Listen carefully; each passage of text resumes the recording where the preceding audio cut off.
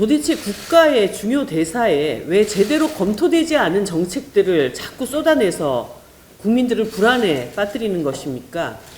만 5세 초등학교 입학제, 주 69시간 노동제로 그 사달을 겪었으면 좀 차분해지십시오. 게다가 수능은 이제 고작 5개월 앞입니다. 윤석열 대통령의 혼란스러운 물수능 발언으로 입시를 코앞에 둔 학생들과 학부모들의 근심만 깊어져 가고 있습니다. 무슨 말이 하고 싶은 건지, 무엇이 문제이고 무엇이 바뀌어야 한다는 건지 대통령 자신은 알기나 하고 하는 말인지 묻고 싶습니다.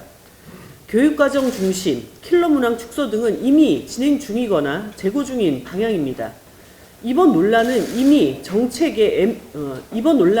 있는 정책에 애매한 살을 붙여 혼란만 가중한 꼴입니다.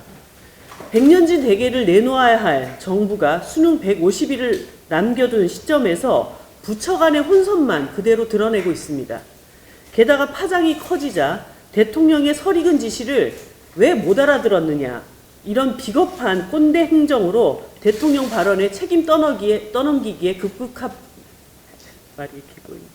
게다가 파장이 커지자 대통령의 설익은 지시를 왜 못 알아들었느냐며 비겁한 꼰대 행정으로 대통령 발언의 책임 떠넘기기에만 급급하고 있습니다. 나라 꼴이 어떻게 돌아가냐는 탄식이 절로 나옵니다. 수능 불안이 늘어날수록 사교육은 그 불안감을 먹고 덩달아 자라날 것입니다. 윤석열 대통령이 말한 소위 교육계 이권 카르텔이 대려 강화되고 사교육 폭등 결과만 낳게 될 것입니다. 모르는 것은 제발 전문가들에게 물어보십시오.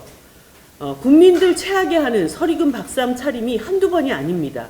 대통령이 잘 알지 못하는 즉흥적인 국정 운영에 나라가 출렁이는 일을 더 얼마나 겪어야 하는 것입니까?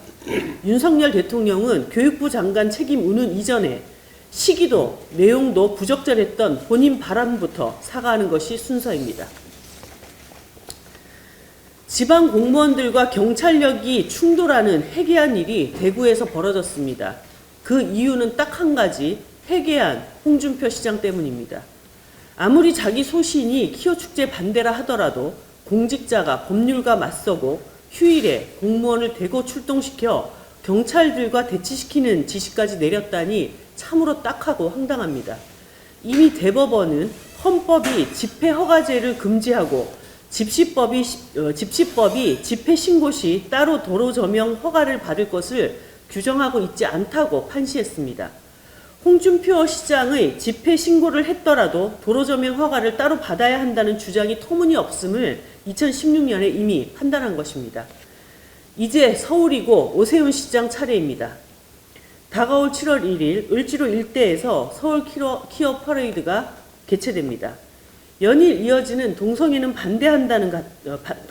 반대한다는 이런 오세훈 시장의 혐오 발언은 대구와 같은 대치를 우려하게 합니다. 오세훈 서울시장에게 경고합니다. 홍준표 대구시장처럼 경고망동하시지 말기 바랍니다. 이미 정치적 무리수는 홍준표 시장 하나로도 충분합니다. 시민의 자유를 보장하고 시민의 다양한 삶을 존중하는 도시로 나아가야 할 때입니다. 오세훈 시장은 세계도시 서울을 부끄럽지 않게 만들어야 할 것입니다.